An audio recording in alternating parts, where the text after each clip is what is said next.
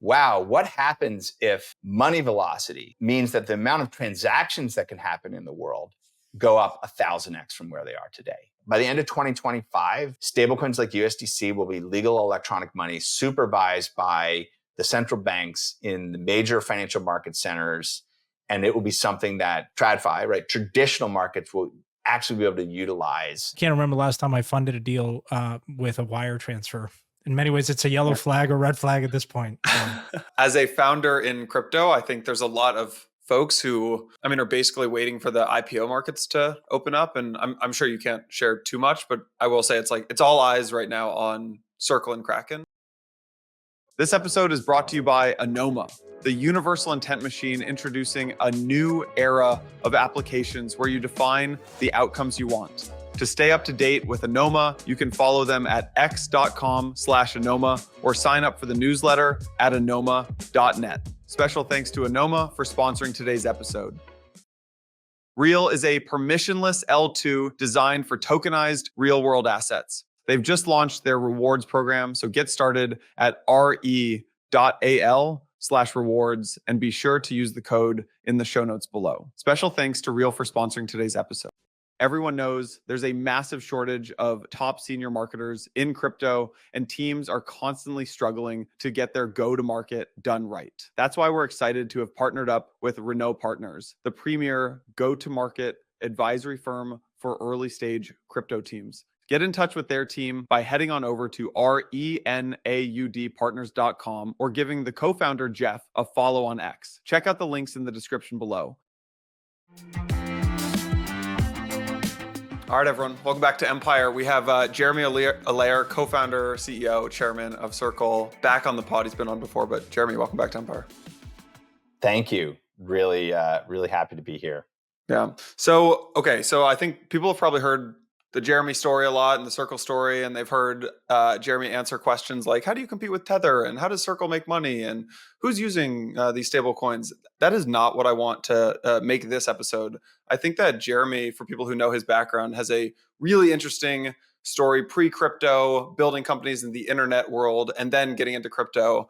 So Jeremy, what I want to do with this episode is talk about how changing the velocity of money through stablecoins will actually change the internet and our internet financial system. And I think the best place to start here is not by talking about crypto, it's by talking about the architecture of the US dollar. And this might be a weird question, but I'm curious can you just outline for us what is the tech stack and like the tech architecture of the US dollar today? Yeah, so the bigger theme, there's lots of ways of talking about that. When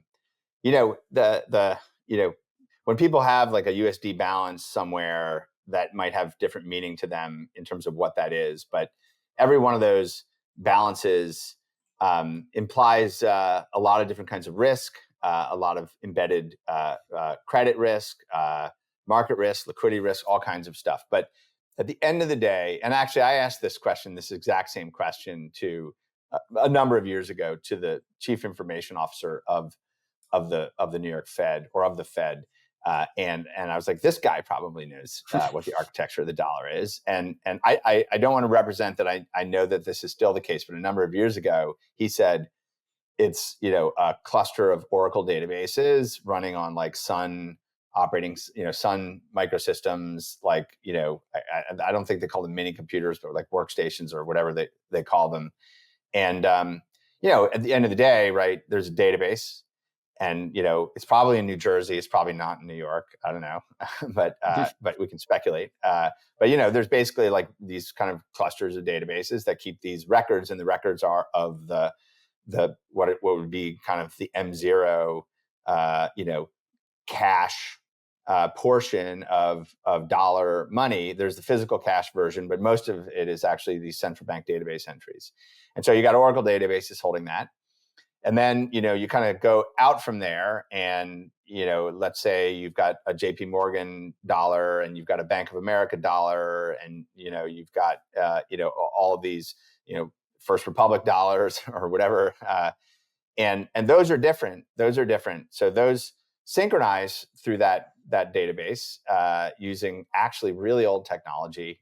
There are APIs, but like underneath, it's like, text files, like comma delimited text files and FTP servers. So if you're technical at all, you'd be like, oh my God.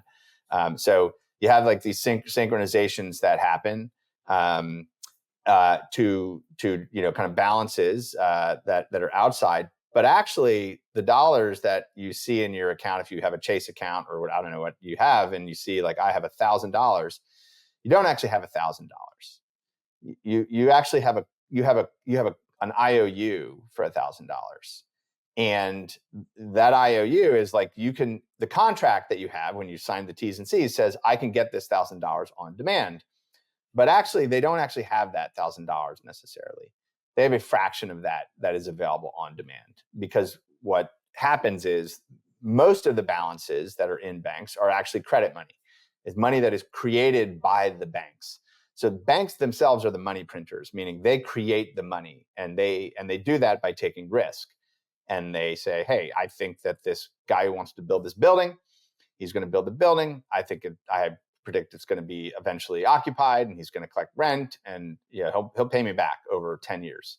And like I'm going to have to now put that risk in my books. And so you have kind of fractionally reserved money, and that kind of broader M2 calculation of money is on a global basis, it's like $100 trillion. So the TAM of what I call legal electronic money, which is, kind of the combination of like central bank reserve money, and then it's, money that is essentially held in funds that are buying like short-term government debt, money market funds, but the vast majority of it is bank credit money. And so we don't really differentiate all those things. We just think, oh, it's kind of fungible, and it's designed to be fungible, but actually it's not, because you're dealing with all this risk. And so, but like fundamentally, that's the architecture. And then when money moves, it's siloed to a given country. It's siloed to a specific set of typically private sector built technologies that kind of synchronize these databases between institutions, and then ultimately synchronize down to that home database, like that's sitting with the Fed. And that's like big picture what the architecture looks like. I would love to. I would have loved to see your pitch deck when you guys were raising. It's like, what's the the classic TAM deck? TAM oh no, I mean, I say $100 trillion. Well, so check this out, right? The TAM of legal electronic money is $100 trillion. Yeah. And this is actually a good segue back to your original question. So the TAM of legal electronic money is $100 trillion. And that is kind of money that exists, that's in motion and is being utilized in the economy. And that's an extraordinary amount. And that's in many currencies. That's not just US dollar, but that's the dollar denominated value of it. And then there's another set of TAMs, which are, the actual use of that legal electronic money. So there are all these utilities that utilize it. So for example, crypto markets, crypto markets is like any given day, $2.5 trillion market that utilizes some version of that money. Retail payments is like a $1 trillion of revenue from the whole stack of revenue that's generated for retail payments. There's $130 billion a year of B2B electronic payments. That's a huge volume. And then there's fees and other things that come from that. Capital market transactions, which are in the quadrillions between trades on exchanges, currencies, commodities, stock markets, and that's like high velocity money that is used in those markets. So the utility part of it, which is sort of the actual use of that in settlement in some way, is an extraordinarily large market in terms of the revenue generated by those utilities. And so that is definitely up for grabs in a lot of ways. The actual money stored and sort of what's the form factor of the money stored is up for grabs. And then on the other side, the utility side that utilizes that is up for grabs. So it's a massive TAM. And I think I think like this is like the internet. And to your earlier point, which is like there's internet communication systems, and they're massive now. Like I don't know what it is. How many people are on the internet? 4 billion, 5 billion. I don't know what the total number is, but they are all using some software-based internet utility where they can do direct peer-to-peer text, voice, video communications. And those software utilities are run by global scale internet technology platform utility companies.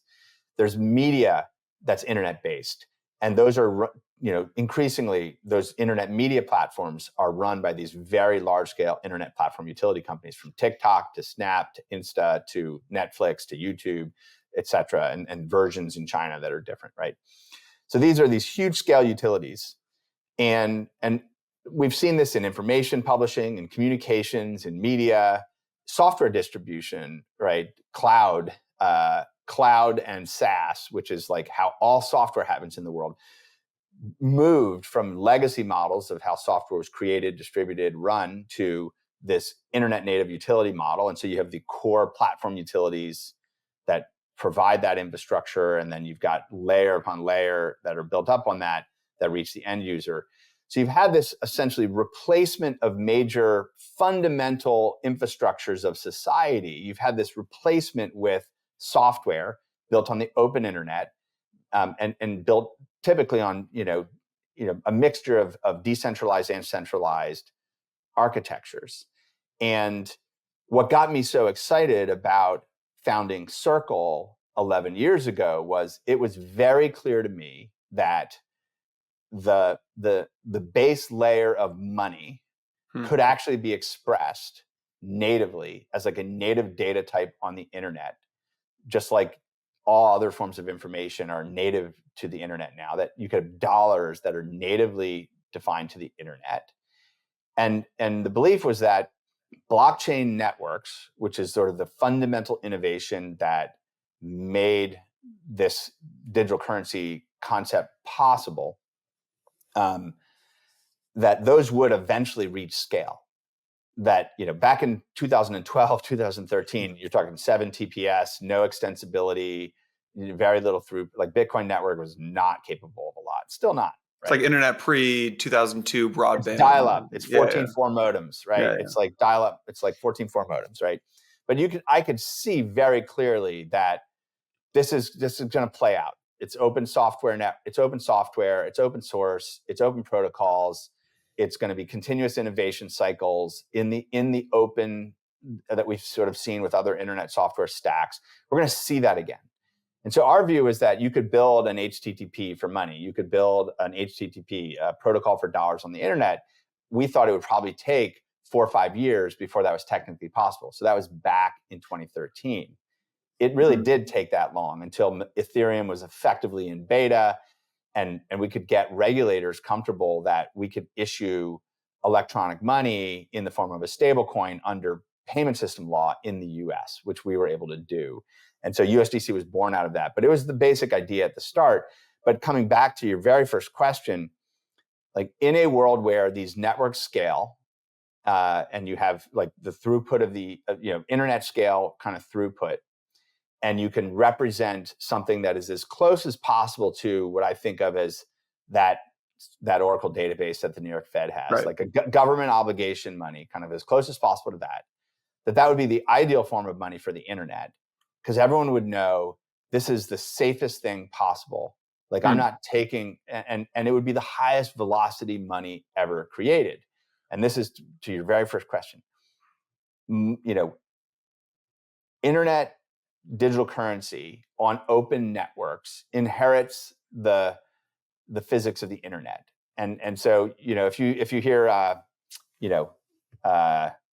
Tolley talk about Solana, he'll talk about like our goal is to basically like enable like effectively like blockchains at the speed of light. And so the physics of the internet is essentially, what is the physics of the internet? The physics of the internet is like the capacity of the endpoint kind of high performance computer nodes and the networks that they're connected to, and the ability to synchronize state across those.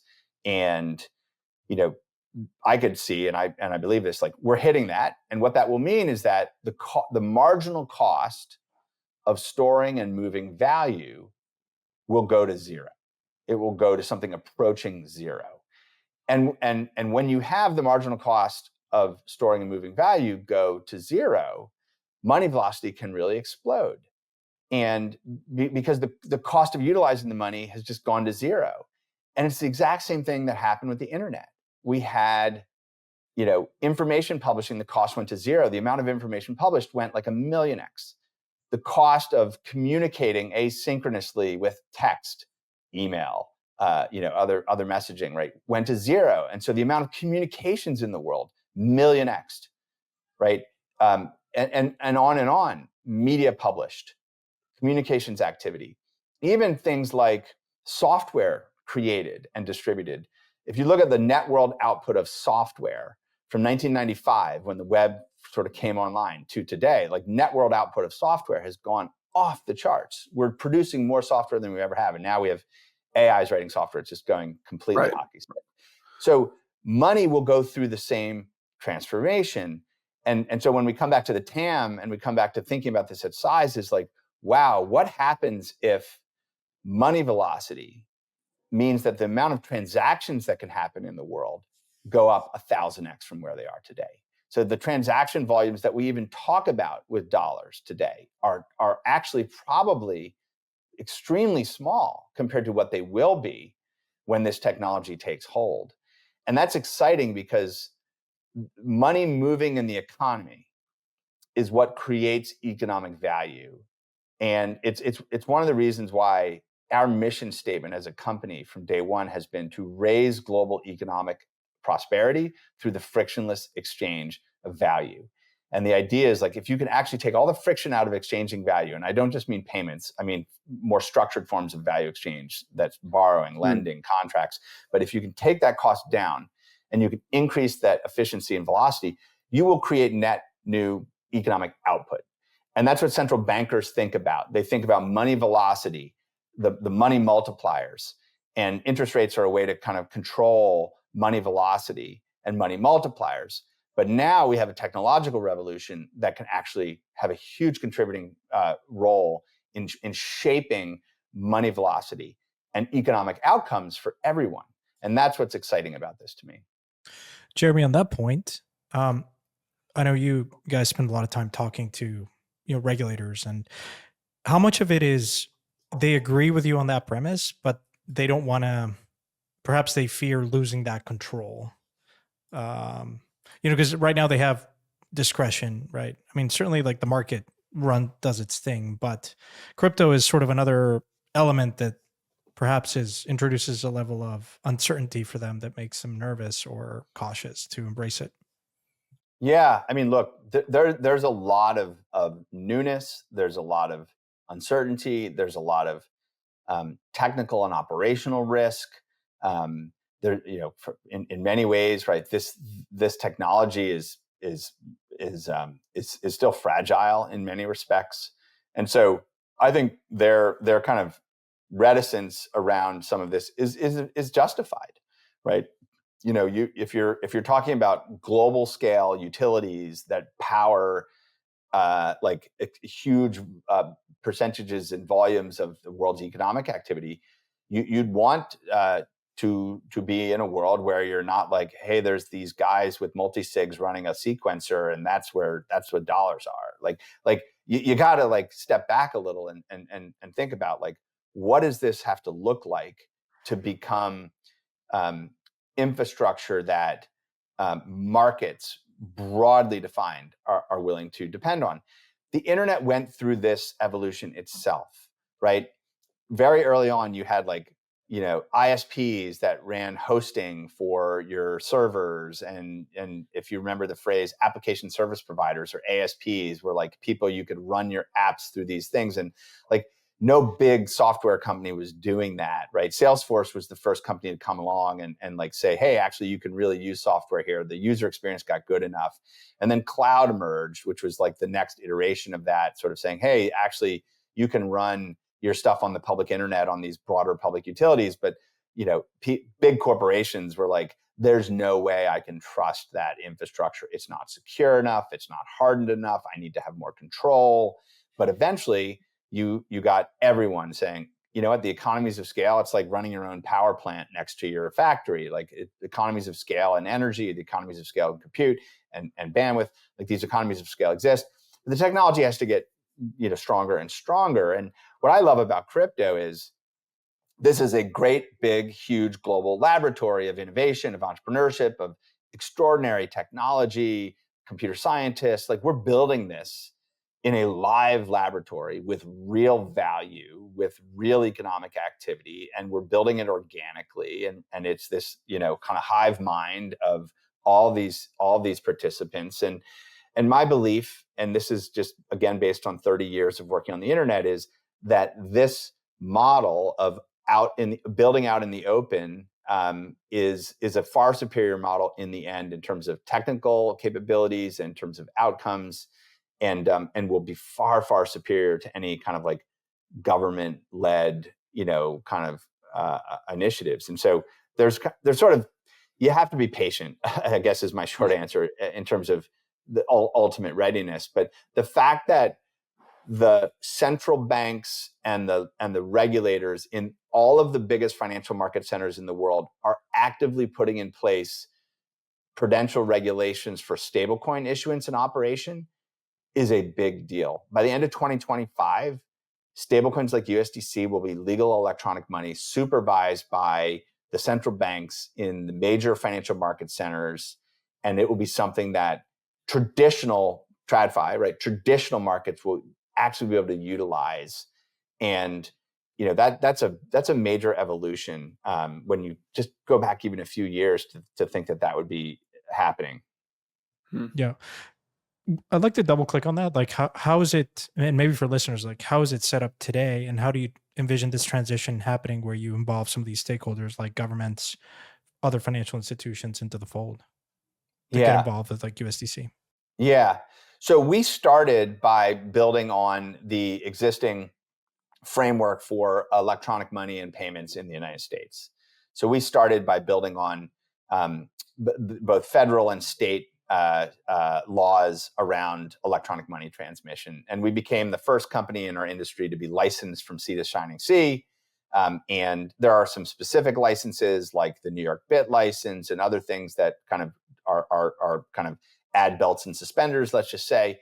And then there are specific, you know, rules around stablecoin reserves that we follow that are also, for example, standards set by New York that kind of require only T-bills, overnight repos, and cash, like sort of things like that. But we basically have started by focusing on that. But then as we've built out globally, we've now started to layer on other major regulators. So the central bank and prudential regulator in Singapore, the Monetary Authority of Singapore, also regulates Circle. And so when we distribute USDC into Asia out of Singapore, they have a whole regulatory apparatus on top of us there. They don't regulate the reserves of USDC, but they regulate its activity and use and distribution at a retail and institutional level to counterparties that we face in Asia. That's allowed us to then put in place a distributed treasury infrastructure layer where we have, for example, direct banking infrastructure in Singapore and Hong Kong that allows market participants to create and redeem USDC from those local banking systems easily. A big milestone, just to give you a very concrete example, and it's where you're sitting, which is in Europe, happened on July 1st when Circle became the first global stablecoin issuer to be regulated, licensed, and fully operational with USDC as legal electronic money in the EU. That was and our Euro stablecoin EURC as well, which has been growing. Now, that really was a change to the overall architecture of supervision, reserves, and the whole way this kind of works. And there's going to be a lot more of that to come. So in order to do this, we obviously worked closely with the lawmakers, the European Commission, the people writing the standards for supervision of stablecoins, like the European Banking Authority, the Banque de France, the central bank that directly has the supervisory relationship with us. And those regulators actually needed to coordinate with US regulators as well to say, okay, we're going to have a dual issuance model. USDC is going to be issued in the US And now it's going to be issued in Europe, and come up with a way to enable that USDC to be fungible no matter where it's issued. And so we developed a whole supervision, risk management, reserve management, and what we call a kind of treasury rebalancing system to ensure that we always have the adequate reserves under the supervisory standards of Europe in order to back the USDC in circulation for European entities, and the ability to change that on a daily basis as the market moves. So we're partnering with lawmakers, regulators, central banks to construct the framework that makes these fungible digital currency units work. The same thing is coming in Japan, where they actually have like a foreign currency stablecoin framework and a whole reserve model. So USDC can be reserved for Japanese holders. So basically, you're seeing all these governments stand up these frameworks, and it's a really exciting thing because we're building the internet financial system, and we're doing it in partnership with governments, with banks, with the TradFi infrastructure, and we're making it work in the way that the users in crypto know and love, which is like, I've got my public blockchains, I've got my fungible USDC, and I know it works, I know it's redeemable, and I know it's well regulated and supervised wherever I am in the world. So that's really, it's evolving in that way. Can we touch briefly on the reserves for Europe in particular? Like, are you referencing like Basel rules, which banks, need to have a certain capital, reserves to, based on however much assets they have, or is this a different framework that they're holding you to? So MiCA has very specific capital rules around stablecoins. Basel rules are obviously applied capital requirements, equity capital requirements, and or cash capital requirements that are against all of the risks, including obviously the balance sheet risk, liquidity risk, market risk, everything that goes into a bank, which is much, much higher risk. In the EU, the current regulations have a 3% capital requirement held against reserves for European persons. And so we meet those capital requirements, obviously. The Payment Stablecoin Act that is in front of Congress right now would grant the Federal Reserve the ability to determine the appropriate capital requirements for stablecoin issuers, for example. And if it was delegated down to, say, like a state like New York, they would also have the ability to tailor the capital requirements to the institution. And I think tailored and risk-based standards work. We just published, our chief economist, Gordon Liao, just published a very, very detailed framework for capital asset treatment for central banks with regards to stablecoins. It's an outstanding framework that we developed. He developed, I should say, and is now in the public domain. We've contributed that to Basel, to the FSB, and we share it with central banks everywhere. But I think it really looks at specifically the risks involved in stablecoin issuing and in reserve models that are based around things like T-bills, repos, and cash. What are the risks? How do you think about capital and liquidity and market risk? And then operational risk that has to do with a multi-chain deployment and the risks of networks going down and the risks of actual key material storage for minting and burning. And there's a whole bunch of stuff that's specific to a stablecoin operator that need to be considered when you think about the risk treatment and kind of capital treatment that's needed for an issuer. Let's talk CBDCs for a second, Jeremy, as we're touching on governments and Circle's interaction with them. Do you think the US government will launch a CBDC? Should they launch a CBDC? And what would Circle's interaction with them be? Is it a competitor or a partner? Yeah. So a few things on that. I think first, there appears to be zero appetite in the United States for a retail CBDC. There's sort of zero appetite at a political level. And I don't know that there's an appetite at a retail level as well. And so you have to get through the political appetite to ultimately do it, and then it's a long-term thing. My view is this: just like your first question, which is like, what's the architecture of the dollar? Well, if the architecture of the dollar is like a cluster of Oracle SQL databases and FTP servers and text files and like, old, mini computers, like I would like to see that improved. Like that should be built on cryptographic primitives. It should be built on consensus algorithms. It should be built on distributed ledgers. It should be modernized to the best architecture that we know, and that is an infrastructure upgrade that I'd like to see the United States make at a wholesale central bank infrastructure level. That should be it. And so if I'm, say, facing the Fed and I'm holding value with the Fed and I'm backing my stablecoins with reserves at the Fed in some future state, I would want to face them using crypto infrastructure, not FTP servers and like old databases. Like, so I want to see that improve, and that improvement would benefit the whole financial system, like at a wholesale level. I think that's important. And I think that work and that research actually does continue to go on in places like the New York Fed. So I do think that pursuit is a worthwhile pursuit. But the intermediation of economic activity and the innovation in terms of the delivery of how that gets into the hands of businesses and consumers and households and financial institutions, that needs to be private sector led. The pace of innovation and technology is going to be relentless. Competition is going to be relentless. Improvement is going to be constant. And this is the division of labor, right, between the public sector and the private sector.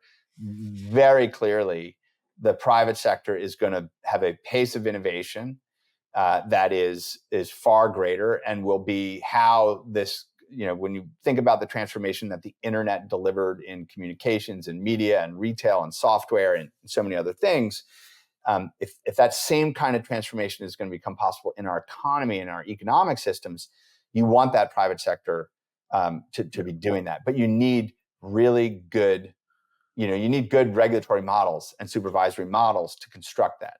Yeah. Okay. Let's take it back to the kind of first question I asked at the beginning about like, okay, stablecoins increase velocity of money. How will that change the internet? The thing I want to try to pull out of you is like, I know it's a question that almost can't be answered, because what the internet did for information, it made it free and instantaneous. I think our belief, the three of us, is that crypto will do the same for value transfer. There was no way to predict that by putting a GPS on your phone, you would get Uber, or by putting a camera on your phone, you would get Snapchat and Instagram. I get there's no way to predict that, but maybe tell us your not 1, 2, 3 year prediction for approvals in Europe and things like that, but like your 5 to 10 to 15 year vision, as much as you possibly can. Yeah. So big question. You probably heard me say like you can't predict it, just like you can't predict what apps got built on phones and stuff. Yeah. So that is definitely true. So I think so here's what I think. The frictionless movement of money, and basically like taking the cost out of moving money, is a big deal. And that in and of itself will grow just transaction volumes and the speed with which commercial and financial activity can happen. I think that's inevitable. And we're at the very front edge of the curve of that happening. And I think that is a 5 to 10 year kind of thing, that very steep curve of kind of money velocity and economic activity.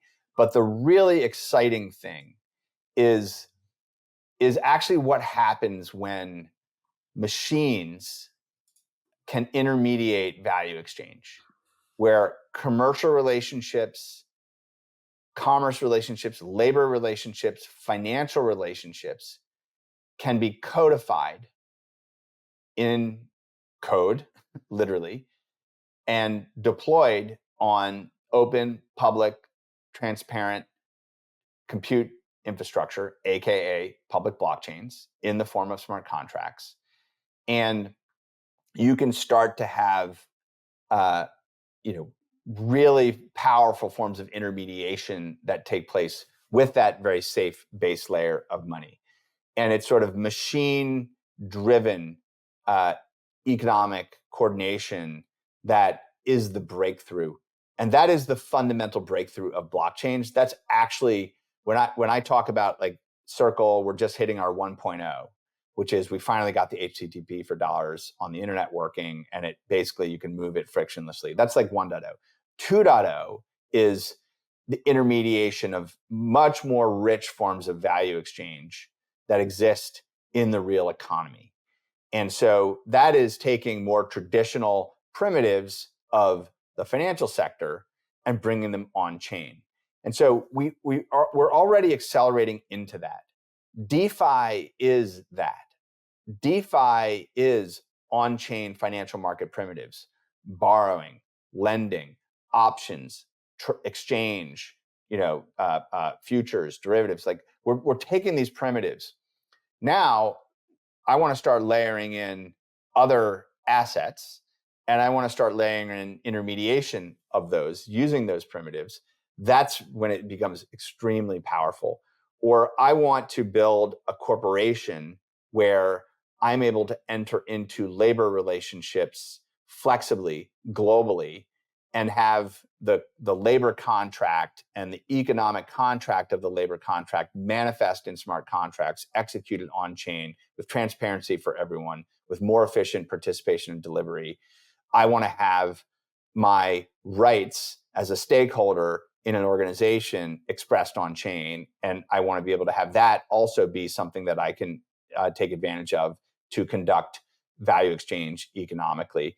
So it's when we start taking the primitives of what corporations are, the primitives of what markets are, and I think something as basic as the time value of money, which is effectively, savings and lending, just broadly as a concept. If we can actually bring the primitives of the time value of money on chain as composable building blocks, like you can do extraordinary things.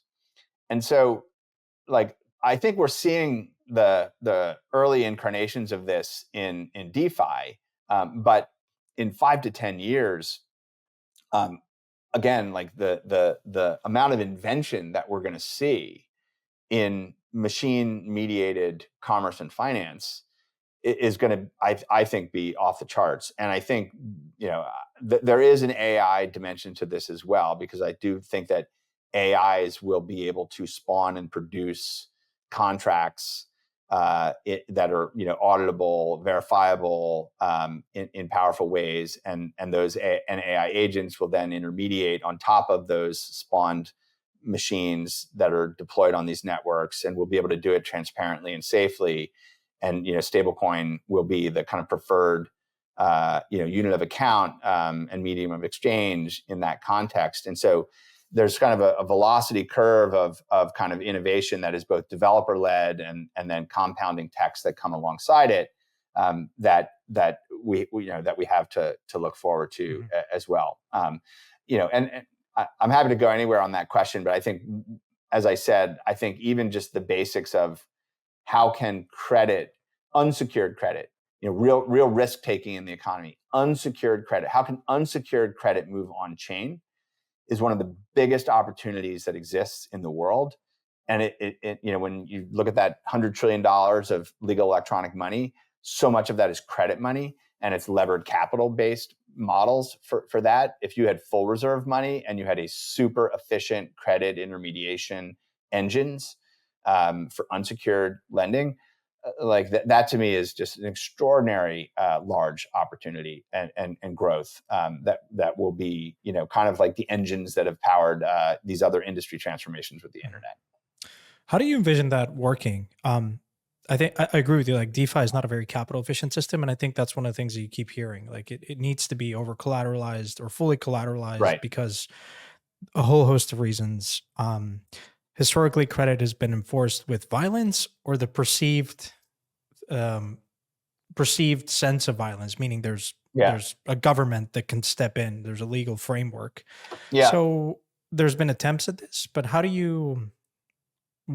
conceptually, how do you envision unsecured credit coming on chain?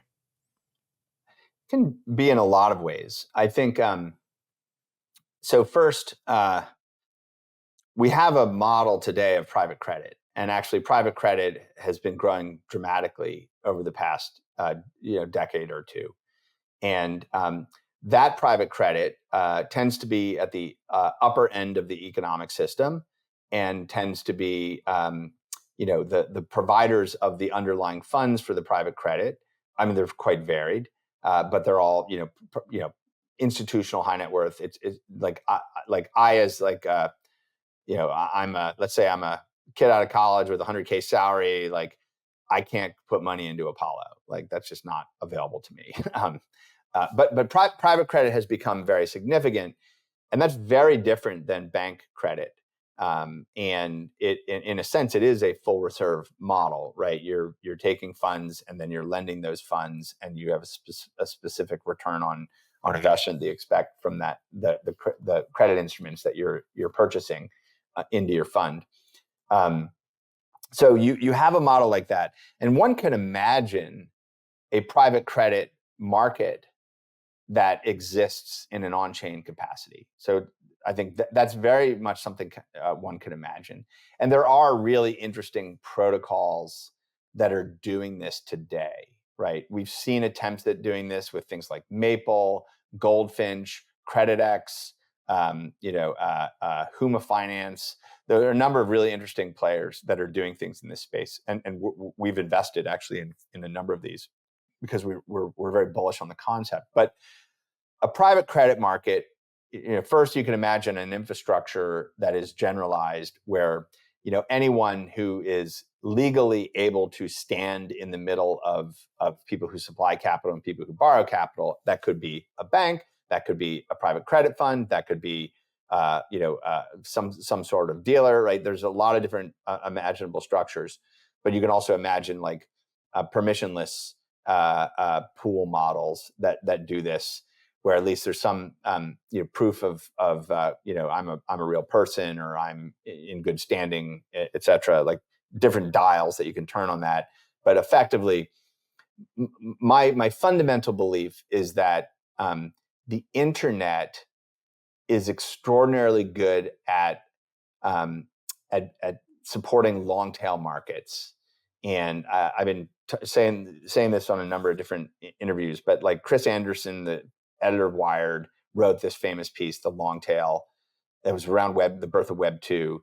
And the long tail, just internet platforms, because of their efficiency and the efficiency of information and their global scale, can kind of match, essentially buyers and suppliers on a market, or creators and viewers, or whatever, participants you want. It can go super, super niche, and it can go way down the tail. And you see this in almost every major platform that the internet has built at scale. And why can't we have that for credit and debt? Like, why can't we have super long tail credit and debt capital markets? We should be able to. We have some I think kind of bulky ways that we do this today, like credit cards, or real estate financing, but at a business level, at a small business level, at a medium-sized business level, at a household level, an individual level, we should be able to have like very, very efficient markets where the credit decisions, and I know part of your question was the government piece here too, but where the credit decisions are fundamentally made either by a machine, or they're made by a machine assisted by a qualified participant to do that, and where the credit pools themselves may have risk. And so if it's you've got suppliers of capital that are sophisticated, i.e. qualified investors, whatever you want to give as a categorization, well, they can lose all their money because they're sophisticated, right? And if you have, say, more general, like retail, those protocols can provide insurance pools, and those insurance pools can provide FDIC is Federal Deposit Insurance Corporation. That was the answer to the run on banks issue. There was a different answer, which was full reserve banking, which is what I believe in. But that was mutualized insurance, right? Mm-hmm. Through this like supervisory structure and capital requirements and all that. But like, you can absolutely imagine insurance models, including private insurance models, where the insurance itself is priced and managed on chain as well. Like all these become composable. So like you have insurance, and you could have that held to standards where retail participants can supply. I have a balance of USDC, and I'm like saying, yeah, I'm allowing it to be used. But I still have a demand deposit equivalent. I can get it 24/7, 365, almost like Aave USDC. I can take it at any time. But underneath, it's fragments of it, because the cost of moving value is zero. Like fragments of it are being utilized in different ways by people who need it at any given time, and those kind of credit machines are making that really efficient. So that's how I see that working. Well, I think you can envision a world where as more and more transactions are happening on chain, then you have more visibility into the riskiness of a particular borrower. You might have your salary be paid in USDC through a streaming payment, like what is it? And so you can have another like signer to the Gnosis safe that can enforce the rug risk, and then you have insurance 100%. And reinsurance. Yeah. Where I get stuck in that construct is, I guess you'd have to KYC people like through zero knowledge proof or whatever, but like it could work locally, like, hey, you have to be domiciled in the particular jurisdiction, and just geo-fence particular jurisdictions that don't have that rule of law, that might not be working within a particular system that you might not be comfortable with. Yeah. So I think, kind of credentialed, crypto credentials for KYC attestations or other proofs, very important to all of this working. And I think we can see a path there. And then jurisdictional as well. You could certainly use that kind of those attestations as a way to kind of filter for that. But one also hopes that just like the internet kind of broke some paradigms around law in terms of like if I wanted to do an audio broadcast of something to someone in Italy, like I needed to go get a radio license in Italy. Like you don't need to do that anymore. Like this is, people in Italy are going to like listen to this, and like you didn't go get a license to do that, right? Anywhere.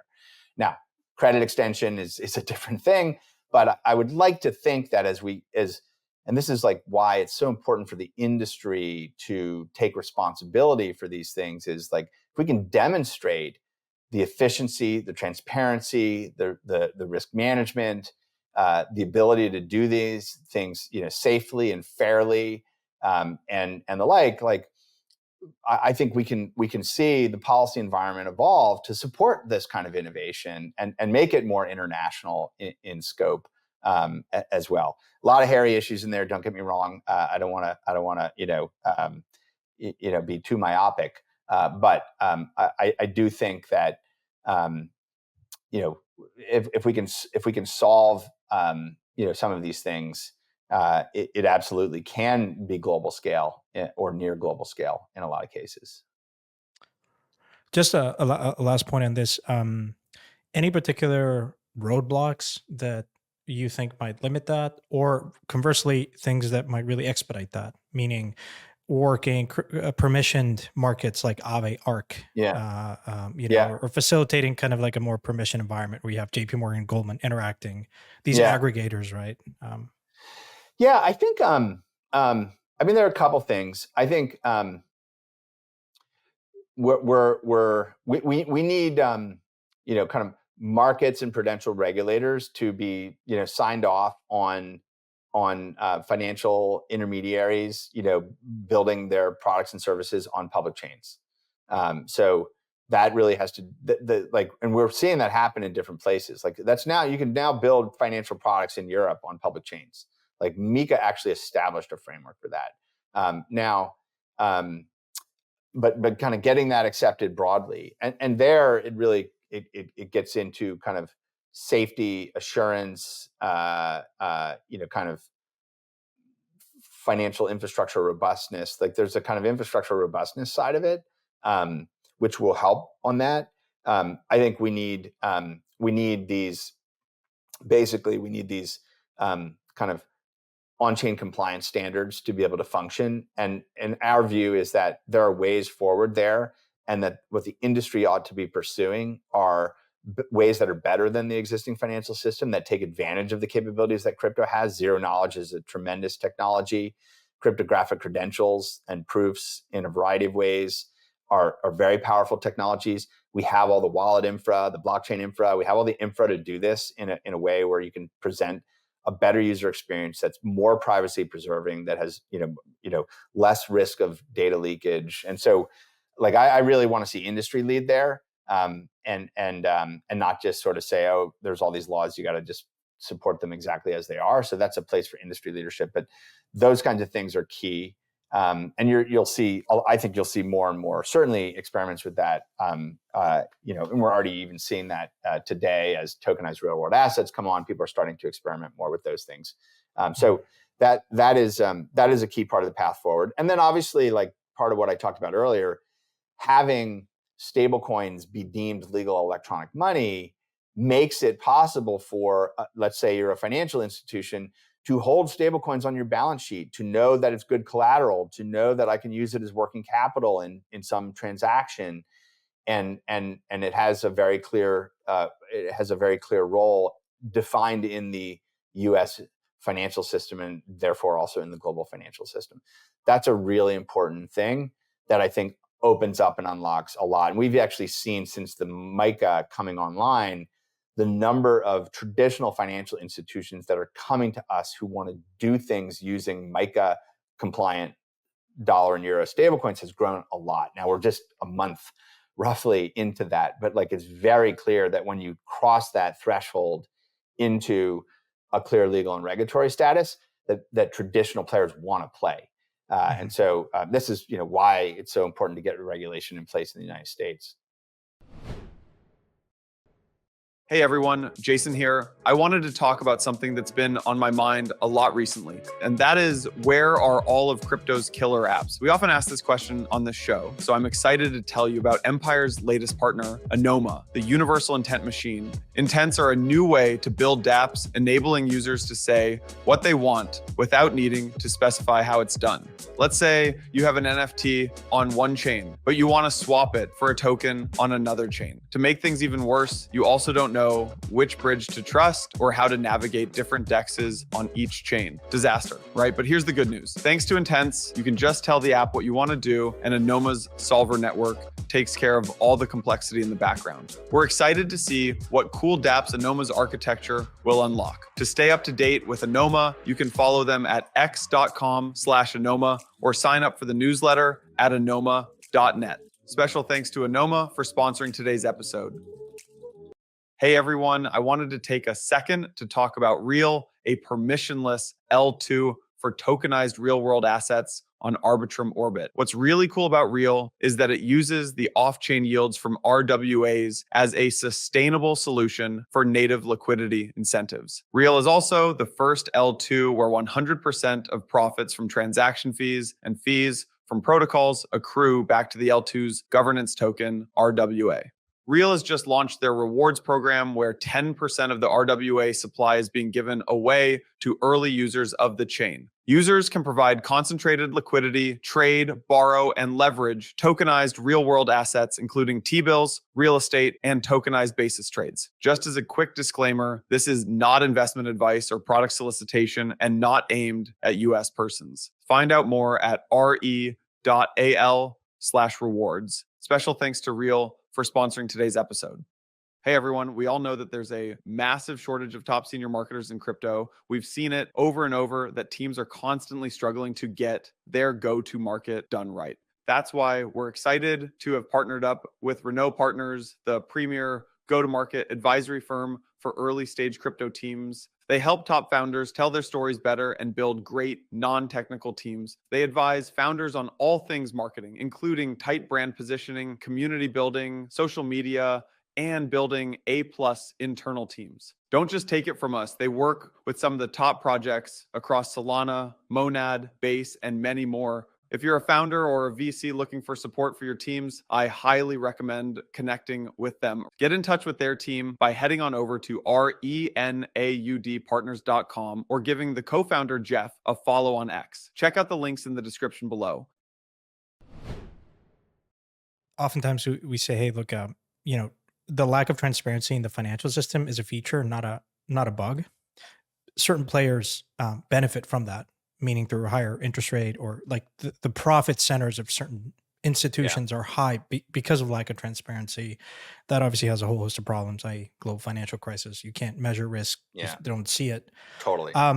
So to that point, when you think about and contrast that with DeFi, this picture of like a very transparent system, are there one like particular stakeholders here that stand to benefit a lot or have to reinvent their business model? And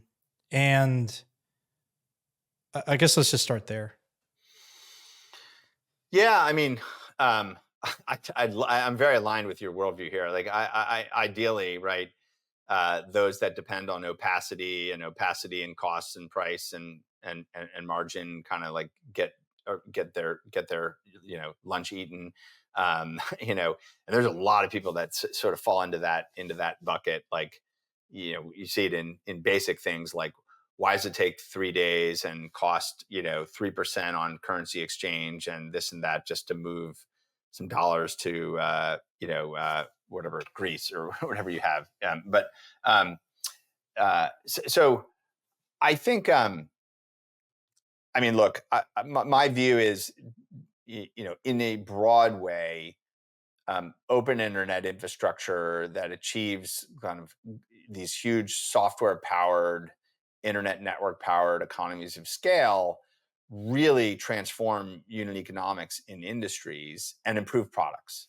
And so, like, I believe that to be the case. I believe that will be the case in retail payments. I believe that will be the case in capital markets infrastructure. I believe that will be the case in lending. I believe that will be the case in asset management. Like, in a lot of these categories, there's probably too many players in many cases, and there's the ability to offer far superior products that are less risky, more efficient, and deliver more value to users.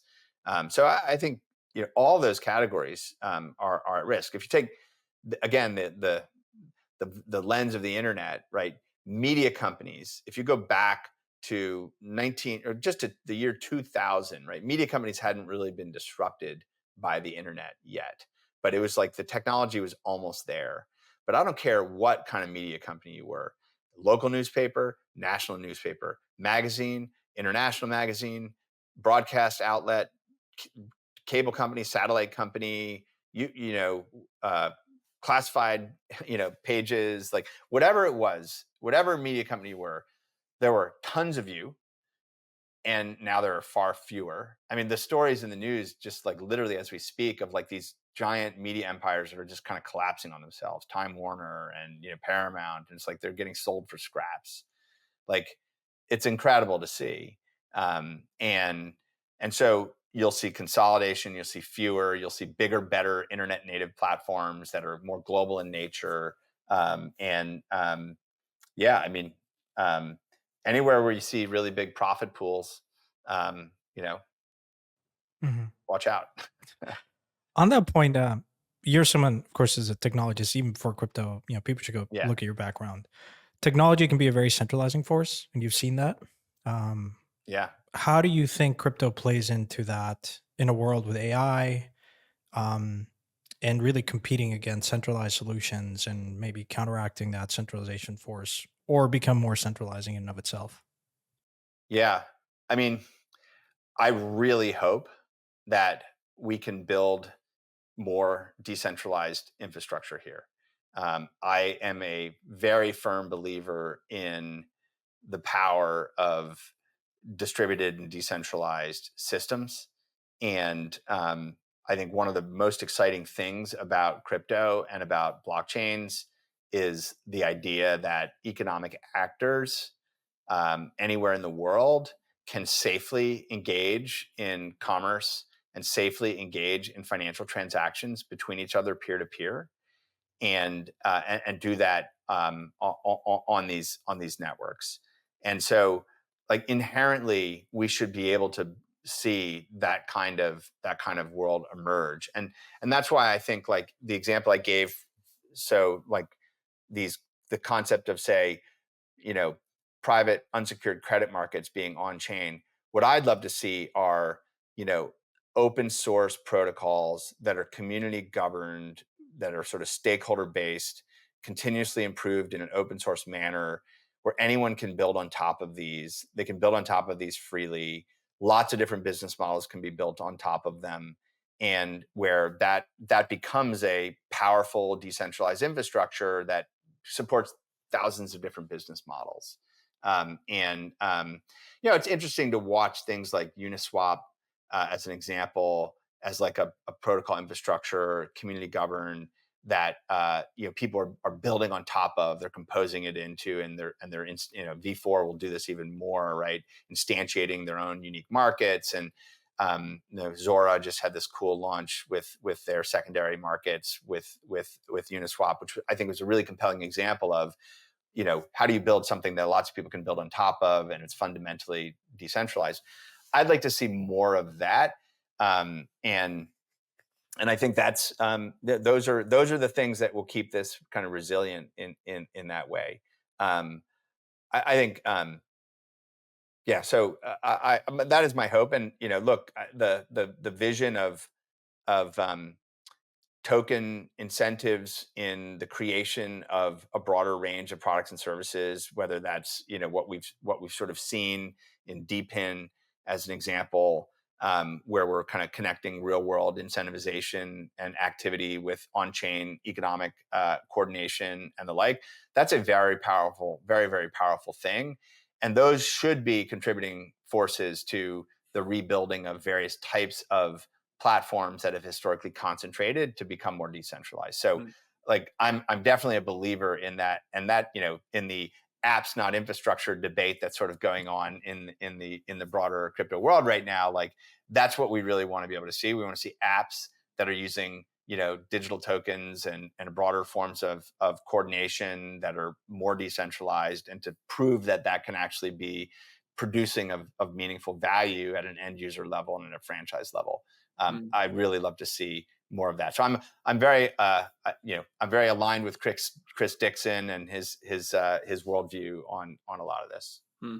Jeremy, switching gears a little bit, I said I wasn't going to ask you any like business model related questions, but one comes to mind as you talk about this, which is just related to interest rates. We're in like a weird interest rate regime right now, and I think everyone looks at Circle's business and says, high interest rates must be great for Circle. They make a lot of money and higher interest rates. But I'm curious about like the other side of this, which is if you lower interest rates, I mean, you keep referencing velocity of money. So when you pull interest rates down, that increases the velocity of money. So one side of the spectrum, high interest rates make a lot of cash flow short term. Low interest rates increases velocity. Which one's better for Circle's business? Yeah. So there are a couple things on this. So I believe that we need lower interest rates. I believe we need to move to lower interest rates for good economic policy reasons, and I believe that we need to kind of do that with some haste over the next 18 months. And I believe that is that will be a very good thing for the real economy. It will also be a very real good thing for the digital economy. I think it'll also be a very good thing for the crypto economy. And so my belief is that a more neutral interest rate environment would be the ideal interest rate environment for a platform like USDC. And so we want to increase velocity of money and activity, increase demand for high utility money. And so we're building platform infrastructure. We're building the general infrastructure that makes this a super, super valuable and useful utility. We're making the highest utility value money in the world. And we're getting developers to build on it. We're getting network participants to connect to it. We're building a stablecoin network that is a platform and a utility that people can build on. And that has its own intrinsic network effects. That has its own intrinsic utility value. And so when you see money velocity increase and you see interest rates go down, we think that can be a huge accelerant in the adoption of our stablecoin network and benefit all the participants on that network. So we really believe that will be the case. And so we think that will be fundamentally far more value creating for Circle than the extra yield that we might get in a higher interest rate environment, because you're talking about a low velocity money environment. And while interest rates have risen, because USDC is far more accessible to the banking system and historically very significant with institutional players, right?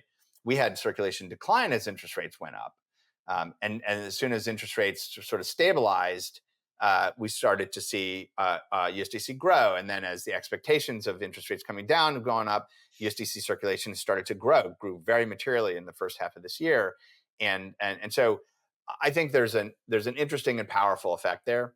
We'll obviously have the benefit of a couple of full cycles to help us better understand this as we go forward.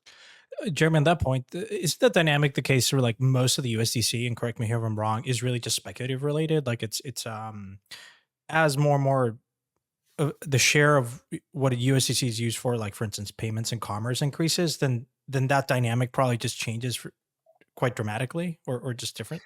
So when I think about economic money velocity, right? When interest rates come down, most of the money velocity that happens with, say, ACH dollars or FedWire dollars, let's just call them that, is actually speculative, right? So the vast majority is speculative.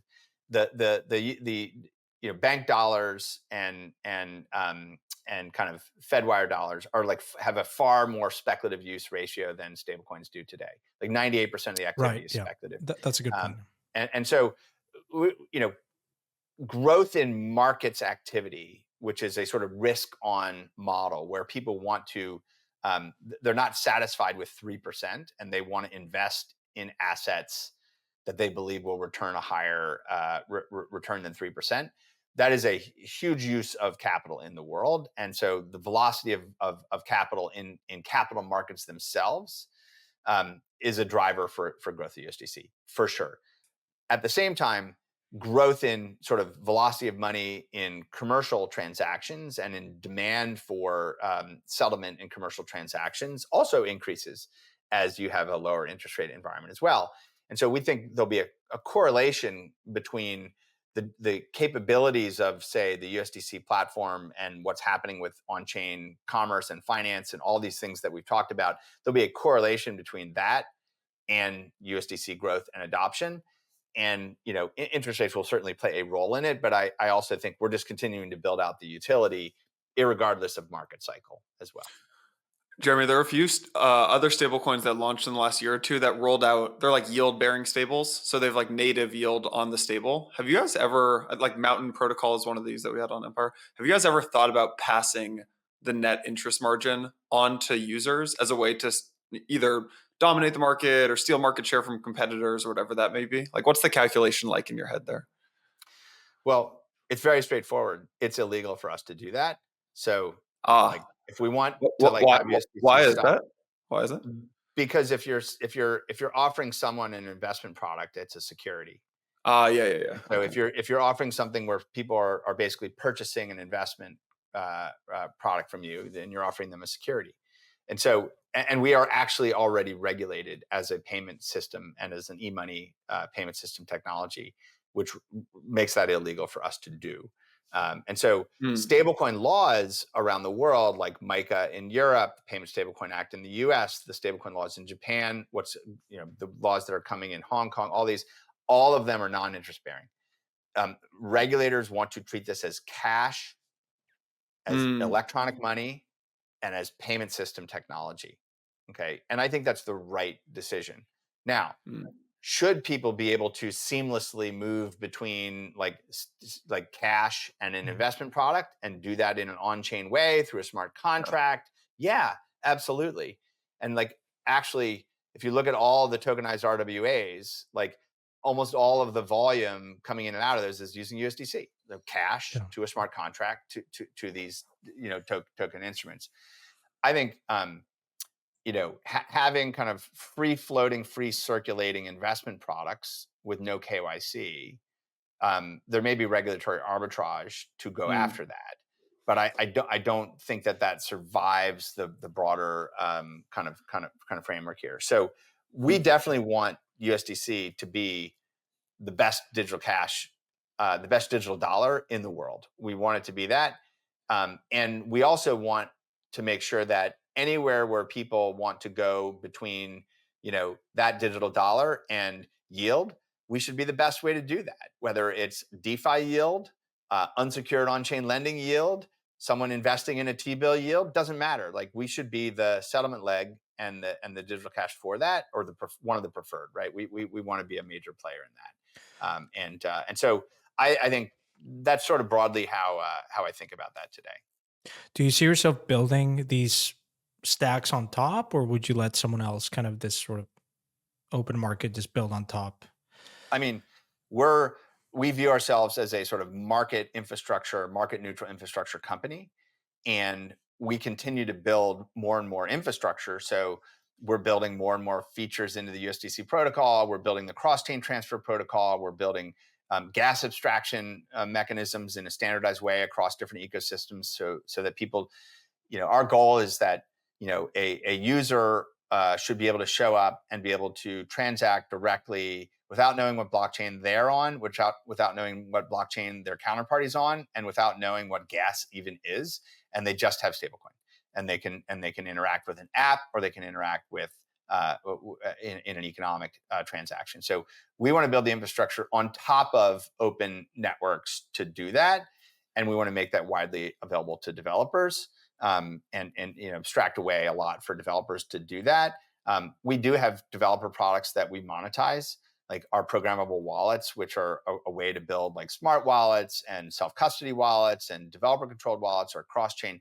Like, we do monetize some of these services for developers. But when I think about like all of the stuff that needs to be built in terms of, abstractions for businesses, abstractions for end users, financial markets infrastructures, like those should all be built out on chain, and they are. I mean, I think we definitely do.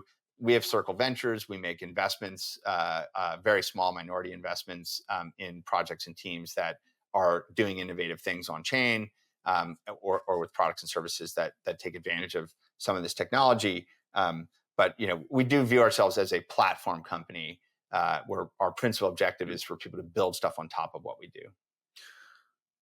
If you didn't like the net interest margin question, Jeremy, you definitely will not like my next one, which is, as a founder in crypto, I think there's a lot of folks who, are basically waiting for the IPO markets to open up. And I'm sure you can't share too much, but I will say it's all eyes right now on Circle and Kraken. And I really don't know where. We had Dave Ripley from Kraken on the pod, and he was saying, I think, what he can say about this. But can you just tell us, again, I'm sure you're not allowed to talk too much about it, but what are your thoughts on going public and IPO and things like that? Yeah. So I can't obviously comment on any specific regulatory process that we have going on. But what I can say is this. We are very focused on becoming a global US-listed, publicly traded company. We're committed to that, and we think it's really, really important to the growth of Circle. And what I would say is, we have built our brand and we have built our products very much around trust and transparency and accountability. And that's a big part of how people think about us. And as we think about this next chapter in our growth, as we go from the early adopter phase of this technology to the mainstream adoption phase of this technology, we believe that being a publicly traded company in the US will increase the trust, increase the transparency, will be holding us to the highest governance standards, ethical standards, and forms of public accountability that can exist for any corporation in the world. And that's valuable for us. And it's valuable to the stakeholders. If you're a counterparty facing USDC, you're a counterparty facing Circle, and wherever you are in the world, having that amount of transparency and accountability is going to be really important. So we just think it's just part of continuing what we've done as a private company and tried to be exemplary as a private company, and just doing that in an even bigger and more important way. So it is definitely a focus for us, and we fully intend to become a US listed company. Yeah. I have two closing questions, Jeremy, if you could entertain them. I know we've been going on for an hour. I guess the first one is, what has surprised you the most in crypto? What has surprised me the most in crypto? I mean, I guess I meme coins and NFTs. I mean, any particular one or just the phenomenon? No, just the whole phenomenon, and the way in which those phenomenon emerged and were popularized. Like I just, those were not things that I anticipated. And I can make arguments about the good and the bad. NFT to me is actually a very important technology, very important utility. NFTs as a pattern is like critical in a ton of different ways. And it's interesting. I mean, even memes are, kind of affinity relationships are really key for communities and for brands and for so many others. And so it's a really interesting experimental surface. And so those are surprising, but now actually, as I sit back and I think about them, like the application of those are pretty significant. If you're a savvy brand, like you're looking at all of that as something that you can build on. I'll cheat as a follow-up to that, because you saw the evolution and the growth of the internet. As a level of surprise in crypto, greater or less than as you saw the internet unfold? I think so far, I think the surprise is lower than the surprise from the internet. But you have to put it in context. The sort of Internet 1.0, Web 1.0, I view as like where crypto has largely been, has sort of been like in a Web 1.0 equivalent in terms of development and maturation and utility and other things. And like when Web 2.0 kicked in, which really was starting in like 2003, and really scaled out from there, like that's actually where I think that crypto is kind of right now. And so I think the vast majority of the surprises, which are going to come from applications and broader utility, that's where I just think we'll see a lot more surprises, a lot more surprises to come than so far. Yeah. Okay. Well, then that ties in nicely to my last question, which is, what is your favorite on-chain app? I have to be very careful. None of this is legal or investment or No, endorsements. I have to. I have to be very careful about that. Yeah. So I'm going to say no comment on that. Can I? I don't want to say anything about something that could influence people's perspective. And fair enough. Let me. I'll take one question here then to wrap this up, Jeremy, which is Santi and I have both invested in a lot of companies and talked to a lot of founders who are very early stages in their journey. I would credit you as having the best and craziest pivot in crypto history. For people who were in crypto in 2016, 2017, Circle was a wildly different company with Poloniex and the mobile app and the OTC desk and all that kind of stuff. What do you say to founders who are maybe 1 or 2 or 3 years in their journey, struggling to raise right now, maybe hitting some walls? Like, how would you advise those new founders? I mean, there are a couple things. I mean, like anything's possible, but like, when you're dealing with that, you have to be willing to sacrifice things, right? You have to be willing to like basically throw things out, start over, jettison things, shut things down. Like you have to be willing to kill things. And like, this isn't just a Circle lesson. Like this is my entire career. I've probably built 50 products. I don't know, maybe more. And like the vast majority of them were not successful, but there were a number of them that were wildly successful. And so you need to accept those failures and not just be dogmatic about it's going to work. There's also, I think, a related thing, which is, what's interesting about the statement about this pivot, in some ways there was a pivot in the sense of like, we stopped doing certain things or changed certain things, but actually there was more of a doubling down, which is that USDC was the origin vision of the company. And in 2017, we started executing on it. In 2018, we launched it. In 2019, we got really strong product market fit. And in the context of a lot of other economic constraints and like the shape of our P&L and what was happening in the industry, we said, this is the heart and soul of the company. This is the vision of the company. This is why we founded the company. We're going to double down or triple down like on that. And so just got rid of every other distraction and just got focused. So we just got more focused on the fundamental founding vision, as opposed to like, what should we do? Let's come up with something new and we'll pivot over here. It was more of a tripling down on the fundamental vision. And so I would say to founders is like, I guarantee you where you started with your vision, like you've had to like adapt and change and evolve and try different things. It's like really reach for the core of like, what is the passion that motivates you? Why did you start what you're doing? How much conviction do you have? And do you have line of sight to like, to push on that? And that might mean like shaving back some of the things that you've done that maybe haven't proven successful, but the heart of it, or one of the really fundamental pieces of it that you do see, really get focused on that. It's great advice. I love it. Jeremy, always rooting for you. Appreciate your time. Man. Yeah. It was really enjoyable. Yeah, thanks for coming on, Jeremy. Really, really nice seeing all the traction and progress. I can't remember last time I funded a deal with a wire transfer. In many ways, it's a yellow flag or red flag at this point. So, Yeah. That's good. Yeah. That's awesome. Cool. Thank you. Thanks for Appreciate coming it. on.